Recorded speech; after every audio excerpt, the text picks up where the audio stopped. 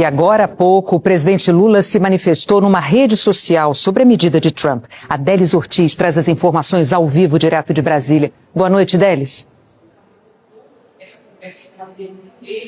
Boa noite, Renata. Boa noite, Bonner. Boa noite a todos. A reunião aqui no Palácio do Planalto durou cerca de 1 hora. Lula e o ministro da Fazenda, Fernando Haddad, estavam reunidos quando a carta foi divulgada. Logo, os outros ministros chegaram. Todos saíram sem dar entrevista.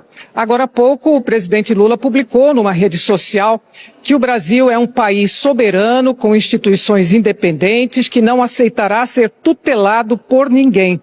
O processo judicial contra aqueles que planejaram o golpe de Estado é de competência apenas da Justiça brasileira e, portanto, não está sujeito a nenhum tipo de ingerência ou ameaça que fira a independência das instituições nacionais.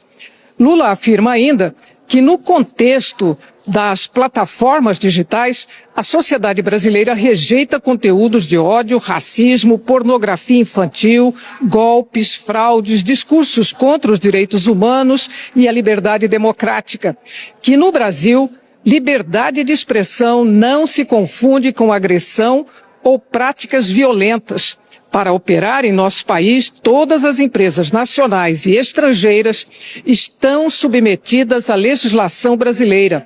A nota prossegue afirmando que é falsa a informação no caso da relação comercial entre Brasil e Estados Unidos sobre o alegado déficit norte-americano. As estatísticas do próprio governo dos Estados Unidos comprovam um superávit desse país no comércio de bens e serviços com o Brasil da ordem de 410 bilhões de dólares ao longo dos últimos 15 anos. Neste sentido, qualquer medida de elevação de tarifas de forma unilateral será respondida à luz da lei brasileira de reciprocidade econômica. Ao fim, Lula afirma que a soberania, o respeito e a defesa intransigente dos interesses do povo brasileiro são os valores que orientam a nossa relação com o mundo. Quando na nota o presidente Lula diz que responderá com a reciprocidade econômica, isso quer dizer que o Brasil poderá adotar as mesmas tarifas aos Estados Unidos.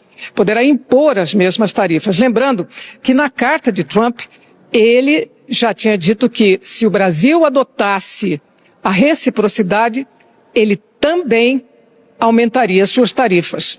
Bonner, Renata. Délis Ortiz, ao vivo de Brasília, trazendo as informações dessa reação do presidente Lula em rede social. Obrigado, Délis. A decisão de Donald Trump de apoiar Bolsonaro, punindo empresas brasileiras, provocou preocupações imediatas com as possíveis consequências sobre a saúde delas, das empresas, e, claro, sobre os empregos que elas oferecem. A Associação Brasileira das Exportadoras de Carne declarou que o aumento da tarifa atrapalha o comércio e afeta negativamente o setor produtivo. A ABEC afirmou que é importante que questões geopolíticas não se transformem em barreiras ao abastecimento global.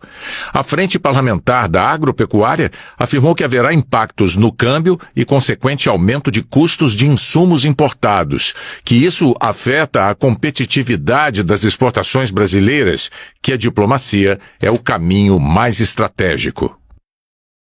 A Associação dos Exportadores de Suco declarou que a sobretaxa é péssima para o setor como um todo e que atinge os próprios americanos, que há décadas têm o Brasil como principal fornecedor externo. A Associação da Indústria do Plástico disse que a medida atinge empresas que exportam produtos de alta complexidade e que geram empregos qualificados. A Confederação Nacional da Indústria afirmou que não há qualquer fato econômico que justifique uma medida desse tamanho. A CNI argumentou que a indústria brasileira é interligada à americana, que uma quebra nessa relação traria muitos prejuízos à nossa economia. E enfatizou que, ao contrário do que diz o governo americano, há mais de 15 anos os Estados Unidos mantêm superávit nas relações com o Brasil.